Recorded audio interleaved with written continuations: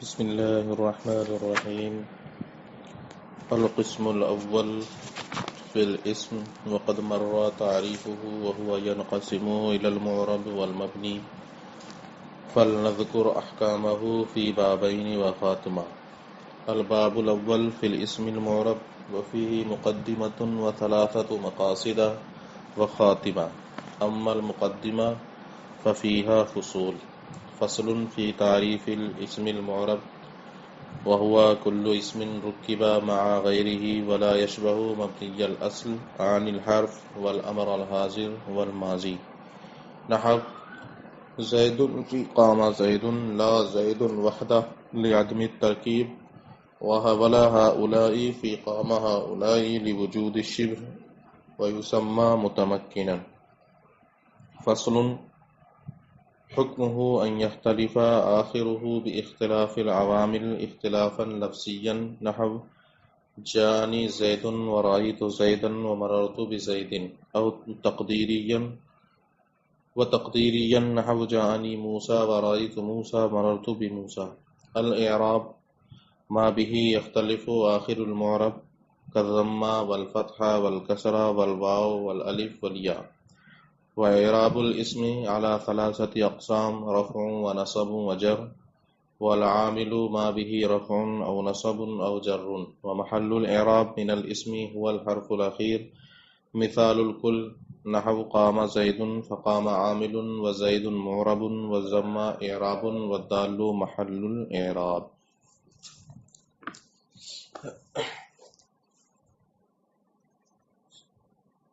السلام علیکم ورحمۃ اللہ وبرکاتہ. عزیز طلبہ،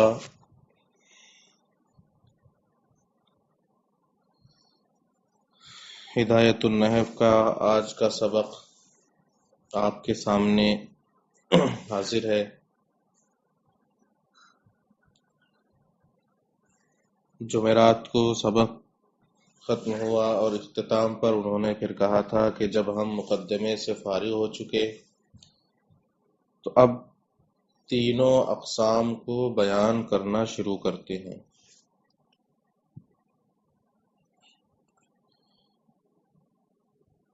یہ تین اقسام وہی ہیں جن کے بارے میں انہوں نے شروع میں ہی بتا دیا تھا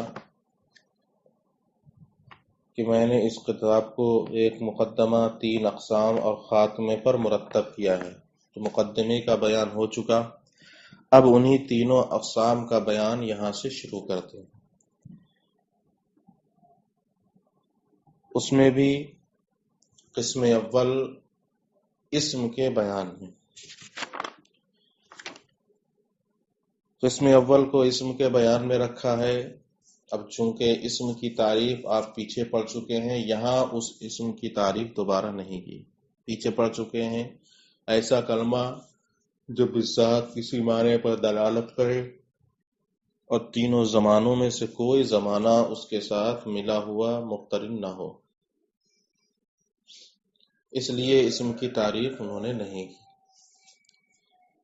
لیکن اس کی تقسیم یہاں پر انہوں نے بیان کی کہ اسم کی دو قسمیں ہیں، معرب اور مبنی.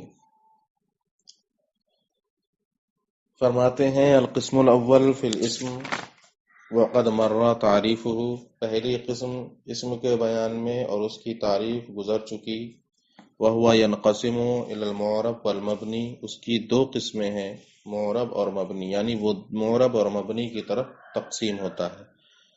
فَلْنَذْكُرْ أَحْكَامَهُ فِي بَابَيْنِ وَخَاتِمَةٍ، اور اب ہم اس کے احکام کو دو باب اور ایک خاتمے میں بیان کریں گے. الباب الاول فی الاسم المعرب، باب اول اسم معرب کے بیان میں. وفیہ مقدمۃ، اور اس میں ایک مقدمہ، تین مقاصد اور ایک خاتمہ ہے. اما المقدمہ ففیہا فصول، مقدمے میں بھی تین فصلیں ہیں.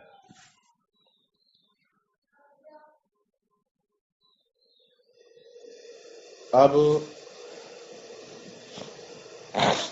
معرب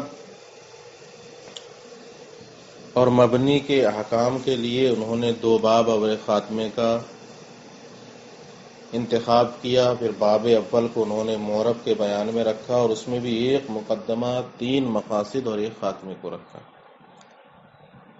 اور پھر مقدمے میں بھی 3 انہوں نے چند فصلوں کو رکھا۔ اب اس میں سے پہلی فصل، حقیقت میں یہ 4 فصلیں ہیں۔ فصل اول اسم معرب کی تعریف کے بیان میں ہے۔ فرماتے ہیں کہ اسم معرب ہر وہ اسم ہے جو اپنے غیر کے ساتھ مرکب ہو اور مبنی اصل کے ساتھ مشابہ نہ ہو۔ مبنی اصل یہ 3 چیزیں ہیں، تمام حروف، امر حاضر اور فعل ماضی، یہ مبنی الاصل ہیں، اصل مبنی ہے۔ تو اسم معرب کی تعریف میں انہوں نے کہا کہ ہر وہ اسم جو اپنے غیر کے ساتھ مرکب ہو، چونکہ اسم معرب جو ہوتا ہے یہ مرکب کا جز ہوتا ہے، خود پورا مرکب اسم معرب نہیں ہوتا بلکہ مرکب کا جز ہوتا ہے، اسی لیے کہا کہ جو غیر کے ساتھ مرکب ہو، کسی دوسرے کے ساتھ، اپنے علاوہ کسی دوسرے کے ساتھ مرکب ہو۔ مثلا قامہ زیدن، یہ ایک مثال ہے، قامہ فعل ہے، زید اس کا فاعل ہے، دونوں مل کر ایک مرکب ہوا، لیکن یہ پورا کا پورا مرکب اس میں معرب نہیں بلکہ اس پورے مرکب کا ایک جز ہے زید فاعل، وہی زید یہاں پر اس میں معرب ہوگا جو مرکب ہے اپنے غیر کے ساتھ یعنی قامہ کے ساتھ۔ تو فرمایا کہ اسم معرب ہر وہ اسم ہے جو اپنے علاوہ کے ساتھ یعنی اپنے غیر کے ساتھ مرکب ہو اور مبنی اصل کے مشابہ نہ ہو۔ تو زید دوسرے کے ساتھ مرکب بھی ہے اس مثال میں اور مبنی اصل کے مشابہ بھی نہیں ہے، نہ تو وہ حرف ہے، نہ ہی وہ امر حاضر ہے اور نہ ہی وہ فعل ماضی ہے۔ تو ان میں سے کسی کے مشابہ بھی نہیں ہے اور دوسرے کے ساتھ مرکب بھی ہے، اس لیے یہاں پر زید اس میں معرب ہوگا۔ فرماتے ہیں کہ فصل فی تعریف الاسم المعرب، پہلی فصل اسم معرب کی تعریف کے بیان میں، وَهُوَ كُلُّ اسم رُكِّبَ مَعَ غَيْرِهِ، اور اسم معرب ہر وہ اسم ہے جو اپنے غیر کے ساتھ مرکب ہو اور مبنی اصل کے مشابہ نہ ہو، یعنی کہ حروف، امر حاضر اور فعل ماضی۔ جیسے قامہ زید میں زید، لا زید وحدہ، خود فرماتے ہیں صرف زید بولا جائے اور کہا جائے یہ اسم معرب ہے تو ایسا نہیں ہو سکتا۔ کیونکہ ابھی ترکیب ہی نہیں پائی گئی۔ زید کو جب کسی دوسرے کے ساتھ ملایا جائے، مرکب کیا جائے، تب جا کر زید معرب بنے گا، اور صرف لفظ زید ایسے ہی تنہا بولا جائے تب اس کو معرب نہیں کہیں گے، کیونکہ دوسرے کے ساتھ مرکب نہیں ہے۔ جبکہ اس میں معرب کی تعریف میں اوپر پڑھ چکے کہ وہ اسم ہے جو دوسرے کے ساتھ مرکب ہو، تو جب تک زید کو کسی دوسرے کے ساتھ مرکب نہیں کیا جائے گا تب تک زید اس میں معرب نہیں بن پائے گا۔ تو عدم ترکیب کی بنیاد پر صرف تنہا زید یہ اس میں معرب نہیں ہو سکتا، بلکہ یہ اس میں معرب تبھی بنے گا جب کسی دوسرے کے ساتھ اس کو مرکب کر دیا جائے۔ کہتے ہیں لا زید وحدہ لعدم الترکیب، صرف اور صرف تنہا زید کو اس میں معرب نہیں قرار دیا جا سکتا لعدم الترکیب، ترکیب نہ ہونے کی وجہ سے۔ ولا ہؤلاء فی قامہ ہؤلاء لوجود الشبہ ویسمى متمکنا، آگے بیان کرتے ہیں اسی طرح قامہ ہؤلاء میں ہؤلاء بھی معرب نہیں بلکہ مبنی ہے۔ کیونکہ اس میں آپ نے ایک قید یہ پڑھی تھی کہ ہر وہ اسم معرب کہلائے گا جو دوسرے کے ساتھ مرکب ہو اور مبنی اصل کے ساتھ مشابہ نہ ہو، لیکن ہؤلاء جو ہے یہ مبنی اصل کے مشابہ ہے، اور یہ مشابہ ہے کس کے؟ حرف کے، کیونکہ حرف جس طرح اپنا معنی بغیر دوسرے کو ملائے ہوئے نہیں بتاتا ہے، اسی طرح اس میں موصول ہؤلاء، اس میں اشارہ، یہ بھی جب تک مشار الیہ کو نہ ذکر کیا جائے تب تک اس کا معنی واضح نہیں ہوتا ہے۔ کوئی دوسرے کا یہ بھی اپنے معنی کو واضح کرنے میں، بیان کرنے میں محتاج ہوتا ہے، جس طرح کہ حرف اپنا معنی بیان کرنے میں دوسرے کا محتاج ہوتا ہے۔ تو چونکہ یہ مبنی اصل کے مشابہ ہے، اس لیے یہ ترکیب میں ہونے کی بنیاد پر بھی معرب نہیں ہو سکتا بلکہ مبنی ہی رہے گا۔ اور نہ ہی قامہ ہؤلاء میں ہؤلاء لوجود الشبہ، کیونکہ یہ حرف کے مشابہ ہے، ویسمى متمکنا، اور اس میں معرب کا دوسرا نام اس میں متمکن ہے. متمکن کا معنی ہوتا ہے جگہ دینے والا، اور اس میں معرب کو اس میں متمکن کیوں کہا جا رہا ہے؟ اس کی وجہ تسمیہ یہ ہے کہ جب متمکن کا معنی جگہ دینے والا ہوا تو معرب بھی اعراب کو جگہ دیتا ہے. معرب بھی اعراب کو جگہ دیتا ہے، اس وجہ سے اس میں معرب کو اس میں متمکن کہتے ہیں. فصل حکمہ ان یختلف آخرہ باختلاف العوامل. یہاں سے اس میں معرب کے حکم کو بیان کر رہے ہیں. اس میں معرب کا حکم یہ ہے کہ جیسے جیسے اس کے عوامل بدلتے رہے، عامل کی تبدیلی ہوتی رہے، ویسے ہی ویسے اس میں معرب کے آخر کا کلمہ بھی بدلتا رہے، تبدیلی ہوتی رہے. جیسے، اور یہ تبدیلی کبھی تو لفظاً ہوگی، یعنی لفظوں میں ظاہر ہوگی، دکھتی ہوگی. جیسے جاء زیدن، زید یہی اس میں معرب ہے جاء زیدن میں. اب آپ نے پڑھا جاء زیدن، تو زید کے اوپر اس وقت ضمہ ہے، جاء اس کا عامل ہے. لیکن اس کے مقابلے میں ایک دوسری مثال آ گئی، رأیت زیدن، تو جیسے ہی عامل بدلا، رأیت آیا، فوراً زید کا آخر بھی بدل گیا، اور اب ہو گیا وہ زیدن سے زیدن. تو یہ عامل کے بدلنے سے معرب کے آخر میں تبدیلی واقع ہو رہی ہے، بدل رہا ہے. ایسے ہی آپ دوسری مثال لے آئے، مررت بے زیدن. اب یہاں پر آپ نے عامل بے حرف جار آ گیا، عامل بدل گیا، لہذا معرب کا آخر بھی کیا ہو رہا ہے؟ تبدیل ہو رہا ہے، اور اب وہ جو پیچھے فتحہ تھا وہ کسرہ ہو گیا. تو جیسے جیسے عامل بدلتا رہے گا ویسے ویسے معرب کے آخر میں بھی تبدیلی ہوتی رہے گی، یہی اس کا حکم ہے. البتہ یہ تبدیلی دو طرح کی ہوگی، کبھی تو لفظاً ہوگی، جیسے ابھی تینوں مثالیں آپ نے پڑھی، جاء زیدن، رأیت زیدن، مررت بزیدن. جو تبدیلی یہاں پر زید میں ہو رہی ہے وہ لفظی ہے، کیونکہ ہمیں لفظاً میں نظر بھی آ رہی ہے، سمجھ میں آ رہا ہے کہ ہاں تبدیلی ہو رہی ہے. لیکن تبدیلی کبھی تقدیری ہوگی، یعنی تبدیلی تو ہو رہی ہوگی لیکن ہمیں لفظوں میں نظر نہیں آ رہی ہوگی. جیسے جاء موسیٰ، رأیت موسیٰ، مررت بے موسیٰ. اب یہاں پر لفظ موسیٰ یہی معرب ہے، یہاں تینوں جگہ وہ صرف موسیٰ ہے، کوئی موسیٰ میں تبدیلی لفظوں میں نہیں دکھ رہی ہے، لیکن حقیقت میں وہاں تقدیری طور پر تبدیلی ہے کہ پہلی جگہ جاء موسیٰ حالت ضمہ میں ہے، ضمہ ہوگا. دوسری صورت رأیت موسیٰ، یہاں پر نصب ہوگا، اور تیسری جگہ مررت بموسیٰ، یہاں پر جر ہوگا. تو یہاں حقیقت میں تبدیلی ہو رہی ہے، البتہ لفظوں میں نظر نہیں آ رہی ہے. فرماتے ہیں اس کا حکم یہ ہے کہ اس کا آخر عوامل کے اختلاف سے مختلف ہوتا رہے. اب یہ اختلاف یعنی تبدیلی چاہے لفظی ہو، جیسے جاءنی زیدن، رأیت زیدن، مررت بزیدن، یا وہ تبدیلی تقدیری ہو، جیسے جاءنی موسیٰ، رأیت موسیٰ، مررت بموسیٰ. الاعراب ما به یختلف آخر المعرب. اعراب کسے کہتے ہیں؟ اعراب کی وضاحت فرماتے ہوئے کہتے ہیں کہ اعراب اس شے کو کہتے ہیں جس کے ذریعے معرب کا آخر مختلف ہوتا رہے، بدلتا رہے، اسے اعراب کہتے ہیں.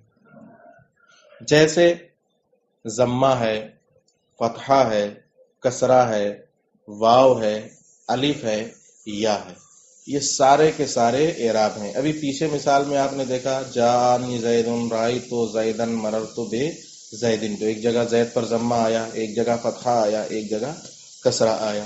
ایسے ہی جاءنی مسلمون، یہاں پر مسلمون پر واو آ رہا ہے، یا ہم نے کہا جاءنی مسلمان، یہاں الف آ رہا ہے.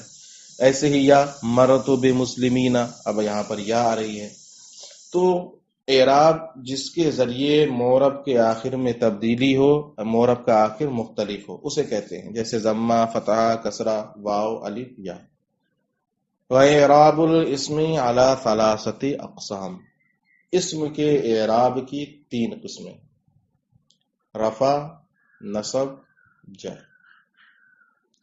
البتہ اب رفع میں کئی چیزیں آ سکتی ہیں، ضمہ بھی ہوگا، واو بھی ہوگا، الف بھی ہوگا. اس طرح رفع میں کئی صورتیں ہو سکتی ہیں، ایسے ہی نصب کی بھی کئی صورتیں ہو سکتی ہیں، اسی طرح جر کی بھی 2 صورتیں یا 3 صورتیں یا جتنی بھی بن سکتی ہیں، وہ آپ جب اسم کا اعراب پڑھیں گے تو اس میں آپ کو سمجھ میں آ جائے گا کہ کتنی طرح سے ہو سکتا ہے۔ البتہ بس اتنا یاد رکھیں کہ اسم کے اعراب کی 3 قسمیں ہیں، رفع، نصب اور جر۔ والعامل ما به رفع او نصب او جر۔ عامل کسے کہتے ہیں؟ پیچھے آپ نے پڑھا کہ معرب کا حکم یہ ہے کہ عامل کے اختلاف سے اس کا آخر بھی بدلتا رہے، مختلف ہوتا رہے۔ تو یہ عامل کیا چیز ہے؟ فرماتے ہیں عامل اس شے کو کہیں گے جس کی وجہ سے معرب پر رفع، نصب یا جر آئے، جس کی وجہ سے معرب پر رفع، نصب یا جر آئے۔ جیسے جاءنی زیدن میں زید پر جو رفع آ رہا ہے وہ کس کی وجہ سے آ رہا ہے؟ جاءنی کی وجہ سے، لہذا جاءنی عامل ہو گیا۔ رائیتو زیدن میں زید پر جو نصب آ رہا ہے کس کی وجہ سے آ رہا ہے؟ رائیتو کی وجہ سے، لہذا رائیتو عامل ہو گیا۔ مررتو بے زیدن میں زید پر جو کسرہ جر آ رہا ہے کس کی وجہ سے آ رہا ہے؟ بے حرف جار، با حرف جار کی وجہ سے، تو اب یہاں پر با حرف جار عامل ہو گیا۔